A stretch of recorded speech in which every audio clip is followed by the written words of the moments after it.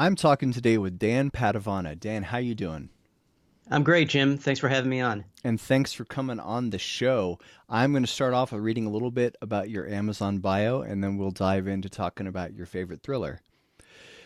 I was born and raised in Cortland, New York, not far from the Finger Lakes region. Today I live outside of Binghamton, New York with my wife, Terry, and our two children. If you happen upon me, you'll probably find me reading Stephen King, J.K. Rowling, Jack Ketchum, or one of the many authors who have so enriched my life with their ability to tell a good tale. More than anything, I love a good story. Well, thanks for coming on the show. How you doing today? Great. How are you? Pretty good. I discovered an interesting bit of trivia about you, and I don't want to dwell on this because you're probably sick of answering this question in interviews, but Ronnie James Dio was your dad. That's right. That's right. Yeah. Did that have anything to do with you getting into writing horror and thrillers? I don't think so. He was a creative, so I grew up with a parent who was, making entertainment and I think that part of me always wanted to entertain people too. I'm not a musician. I can't carry a tune, I can't sing, and I'm not very good at the guitar, but I really did want to entertain people too. And I've always loved a good story. I love great movies. Love great books. And it took me a long time in life to decide to finally start writing. But once I did, I was just hooked, and I really loved to do it. It seems like there is sometimes a thin line between horror and thrillers. Like Stephen King is a great example because a lot of his stuff, even though it's supernatural, it really has that thriller element in a slim difference could be something like there's a ticking clock, but it's whether or not in a thriller it's if the bomb is going to go off, and in horror if it's are the gates of hell going to open. I think that's a great analogy. I think the same way too. I believe that horror and thriller are very much alike, but horror, I think, will go that extra step to shock you, to perhaps gross you out, to frighten the heck out of you. Whereas I think with thriller, it's more about keeping the adrenaline rush going as best as you can throughout the book. Mm-hmm. Yeah, But very similar.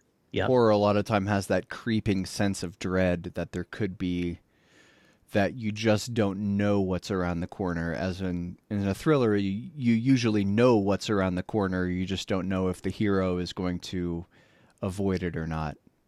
I think that's absolutely true. And there are certain pieces of work where I don't know where the line is drawn. I think it's so blurred, like the Thomas Harris works, the Hannibal Lecter movies and books. I could argue that they're horror. I could argue that they're thriller. All I know is I love them. Yeah, absolutely. Thomas Harris is one of my favorites. So, Dan, here's probably the most important question of the interview. Would you rather travel back in time to meet your ancestors or travel to the future to meet your descendants? Wow. Ooh. I think traveling back in time to meet my ancestors would be extra interesting to me because I'm adopted. Mm, And I actually don't know who my real parents are. okay. I never sought that out. I was told from day one that I'm Italian. I recently did one of those ancestry DNA kits and found that I am mostly German and British. I'm Mm. not sure what to think about that, but I couldn't find any Italian in there at all. So it's been kind of a shock to me, and in some ways, I'd like to learn a little bit about who my ancestors were. Interesting. I've never taken the plunge and done one of those DNA swab things because I just don't like the idea of my spit being on a Q-tip somewhere in in some Plus, lab somewhere. if they find the bodies, they've already got your forensic evidence. Exactly, exactly. Not that either of us has ever murdered anybody. If the NSA is watching this video or listening to this podcast. Allegedly. Allegedly. All right, Dan, let's go ahead and talk about what we're here to talk about, and that's your favorite thriller. And you said you wanted to talk about Stillhouse Lake by Rachel Caine, which came out a few years ago, and it's a trilogy, right? I think. It's about to be four, but Okay. yes, the trilogy is complete and out right now. And I read this first one and quite enjoyed it. Can you give us like a spoiler-free synopsis, or just tell us a little bit about what Stillhouse Lake is about? Yeah, I think that I can start with the opening scene, since we're immediately introduced to what has happened to this poor woman. She comes home, uh, and immediately is greeted by a bunch of police vehicles blocking her residence. When she inquires, the police yank her out of the car, treat her like a criminal, and she finds out that there are bodies of women strung up in her garage.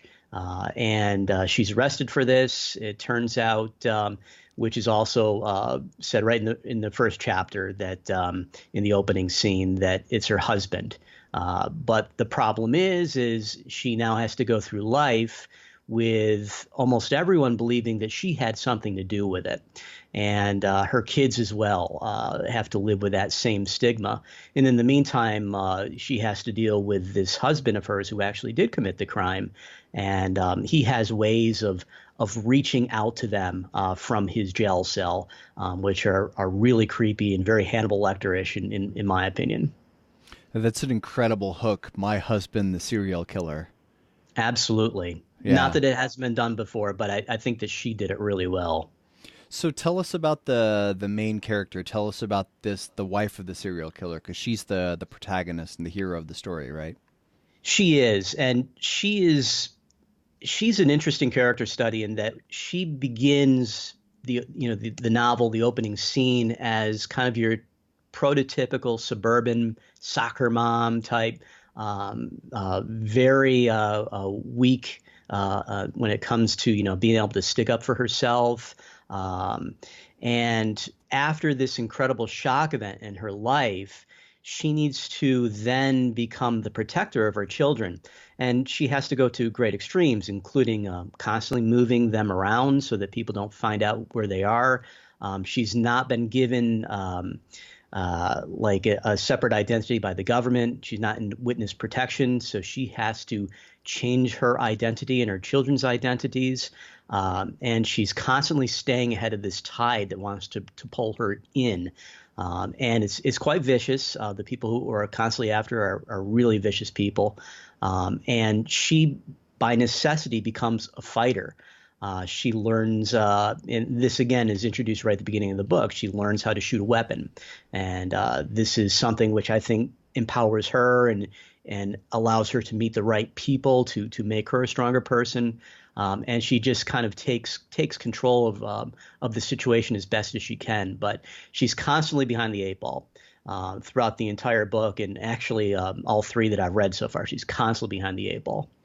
So if I remember right, and it's been a couple years since I read this book, there is a villain, but you don't find out right away who that is, right? I don't think we can. That's correct. I don't think we could talk about that without spoiling something, right?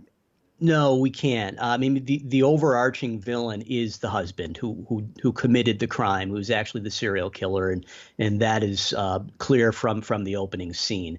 But more killings start to happen in this new town that she moves to. The lake is called Stillhouse Lake.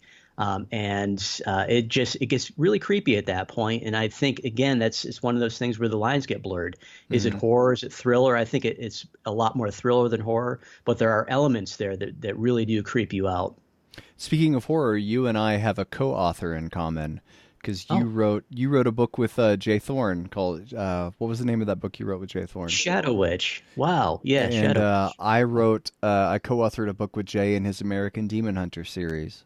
Oh my goodness, I was not aware of that because Yeah, I know actually several people who were involved with that project. hmm Oh, that's great. Yeah. yeah.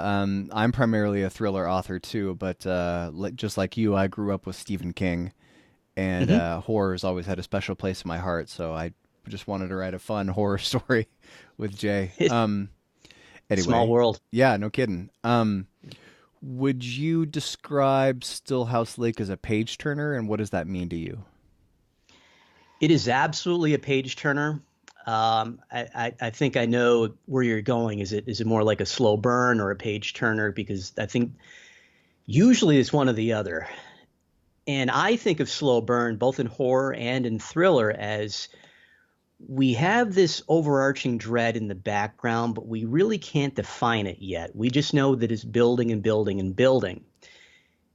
I have not encountered too many books other than Stillhouse Lake, which managed to be both a slow burner and a page turner at the same time. I mean, there's literally something happening in every single chapter, and that's what I define as a page turner, whereas it's just one thing after another. It leads you on in the story. You cannot put it down at that point and go to sleep. You need to keep finding out, what's going to happen next to her or the kids. And then, you really don't have a firm grasp on what's going on in the background. And you really don't get a real feel for the dread until quite a bit into the book. And I think that in that way, it has some slow burn elements. Mm-hmm. Very interesting that she managed to pull that off. When I remember the hook was compelling enough to keep you going past the until it gets into the more interesting stuff, because that hook is just so interesting and the character relatable that you can't help but think what you would do in that situation if you found out that someone very close to you was not at all the person who you thought they were. Absolutely, and yeah, I think that too. I think that a great hook is just great as a writer and as a reader. You want to be brought in immediately, and you want to be invested in that story and in that character immediately, and find out what is happening. And yeah, she pulled it off about as well as you can pull it off. I'm not sure that you can do a better hook than that. So, Dan, this next question is going to take you back to high school book reports. Do you does Stillhouse Lake have a theme that you can detect, and how do you think that applies to this book? Um, Yeah, I think that it does. In terms of like subgenre, it's a serial killer thriller, but in terms of theme, I think it's very much a commentary on society and in particular on social media and how we treat each other, and how we jump to conclusions about each other. And because she is constantly being stalked by people who believe that she committed this crime, and it's everything from her version of TMZ to Twitter or Facebook or whatnot. She's constantly being harassed by people who think that they know because they've read an article or they heard from somebody. And I think that that is probably one of the biggest problems plaguing our society right now is how do we deal with these things? Political issues, personal issues, certainly criminal issues. We always are in a position now to immediately react with the hot take. Whereas I think before the age of the internet, things came to us more slowly. Not that that's a good thing, but it made us a lot more reactionary, and it forced us to draw conclusions and to not only draw conclusions, but make our opinions known immediately. And I think a lot of people get hurt unfairly because of that. Yeah, well said. And in thrillers, sometimes it's hard to detect a theme, with so many car chases and gun battles. Usually, usually the authors don't have room to insert the kind of thematic stuff you might expect from The Goldfinch or some other Pulitzer Prize winning book. Thrillers are just such a large genre, though. I think you can pull off a theme a lot better with like a psychological thriller or like a serial killer thriller. It's a lot harder, yeah, in like an action thriller, like maybe something like Mark Dawson writes, or the old James Bond books. Those are a lot more difficult, I think, to pull off a theme. Yeah, yeah, I definitely agree. So Stillhouse Lake, what makes it stand above other thrillers that you might like? Why did you pick this book to talk about today?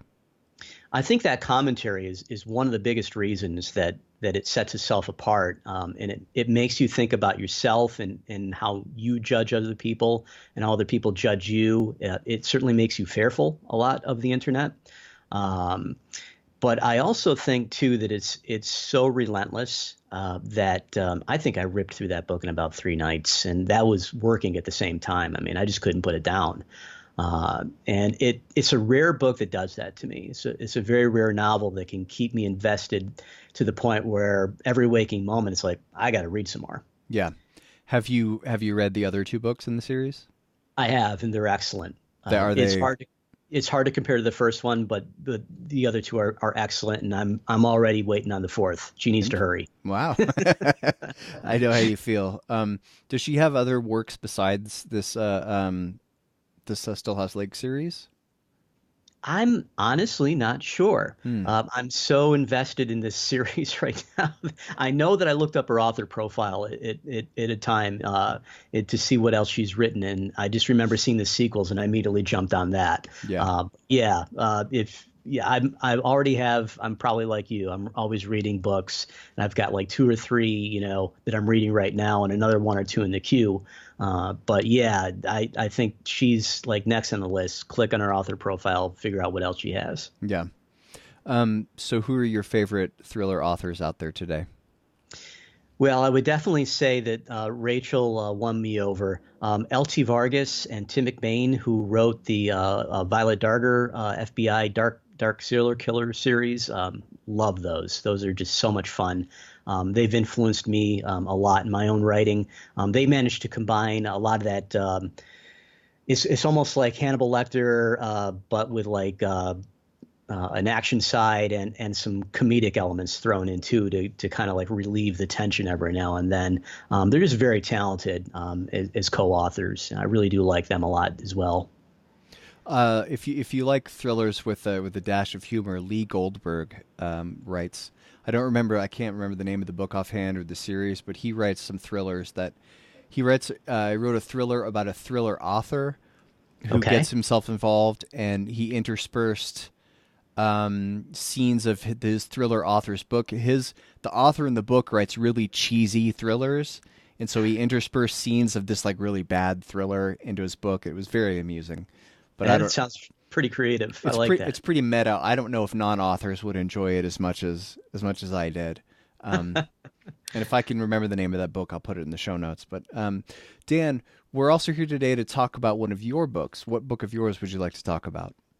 I've written an entire series called the Scarlet Belle series. They're a bunch of dark thrillers. The first in the series is Mind of a Killer.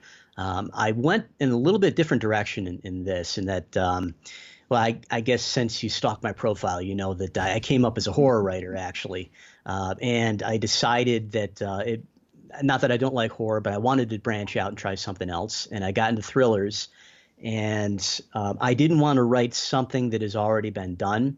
And I ended up kind of crossing the streams quite a bit here, to take a Ghostbusters analogy. And what I did was, it's a serial killer thriller, and it also is like an action thriller as well. So it's kind of got both going on. I One of my readers compared it to like Hannibal Lecter meets the female Jack Reacher. Mm. And that I've held on to that for as long as I can, because I love that blurb, and I put it right into my book blurbs now on Amazon. And I also want to do something a little bit different too, as an experimentation. I I'm a big Netflix person. I was a huge movie person for many years of my life, and I got Netflix for the main reason I wanted to watch movies. And I used to get the DVD and everything, but I fell in love with the whole serial element of what is on Netflix, and what they have created on their own. I just love to binge watch. And I thought it would be neat to write a series which is kind of like that. So I did shorter novels, but many of them. So you'll get like an episode, and then you'll get another episode, and it's allowed me to put out a lot more in a short period of time. I'm up to 9 now, and I started writing them in December. Wow. And yeah, and the people who are reading them are just voracious, especially like the Kindle Unlimited readers. They just whip right through one after another, and then they're asking me, "When's the next one?" I'm like, "Oh, month or two." I got to write it first. But it's been neat like that, and watching it as like an experimentation. I'm kind of a mad scientist at heart too, so yeah, kind of seeing how that plays out, and I'm wondering if that's going to be a trend. If people are going to take that love of Netflix and Amazon Prime and Hulu and whatnot, and apply it into the way they read as well. Hmm. Well, then I can't help but notice you did not call them serial killer serials. So it seems like a With huge missed opportunity there. a Just serial kidding. killer who actually eats cereal as well. Well, Nice. that was Well bad. played. Well played, Dan. Tell us about the first book, Mind of a Killer. What's that about? Mind of a Killer takes place at like this pristine lake community, which is modeled after one of the Finger Lakes that I like to visit. Uh, a bunch of women start showing up missing in this village, and eventually there's body counts. And then the sheriff, who is in charge of the investigation, realizes he's over his head, and he wants to call in the FBI, and they bring in the behavioral analysis unit. So it kind of has some Criminal Minds elements to it already, and that is Scarlet Belle and her partner Neil Gardy, who come in to investigate these murders. Eventually, a young girl goes missing, and that kind of amps up the suspense at that point, and it becomes a race against time. Can they find out who the killer is before he, murders another person? And it has all the elements that I wanted. It's got the action. It's got the foreboding suspense. In fact, the first chapter to me is just like this great transition from people who knew me as a horror writer. They like see this first chapter, and it kind of reminds them of something like an old classic movie like When a Stranger Calls or something. And then it immediately transitions into this like police procedural thing, FBI procedural. And I think that a lot of people got hooked by that who were horror readers of mine who weren't willing to take a chance on a thriller yet. Interesting. So that is Mind of a Killer, the Scarlet Belle dark FBI thriller. And then there's 9 books in the series, at least as of this recording. Mm-hmm. And by the time this comes out, there might be 13 or 14 more. Oh, boy. Shoot me. Better get those hands on the keyboard, Dan. Your fans are waiting. Yes. Anyway, so the other book we talked about, your favorite thriller, is Stillhouse Lake by Rachel Caine, which is a book that I quite enjoyed as well. And I have book number 2 on my Kindle, but it's buried down probably 20 or 30 down in the list of stuff I have to read. I've been reading What Happened to Laurie by Joe Conrath. Man, is that gripping. Yes. It's just I cannot put it down. I can't stop thinking about it when I'm not reading it, too. And that's a sign of a great thriller. That's on my Kindle as well. That's my cue. Yeah, oh, it's great. That's a very good book.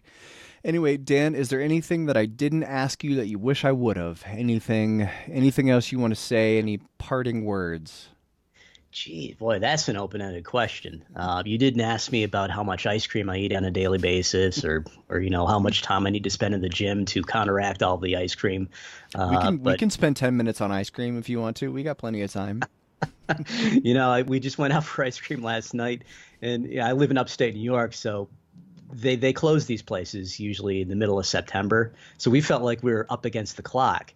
And there's this sign right in the front window that says we're open till the end of November this year. And I just kind of looked at my wife and I said, "Oh, we're in trouble." Yeah, I like to think I'm snow on the ground by then.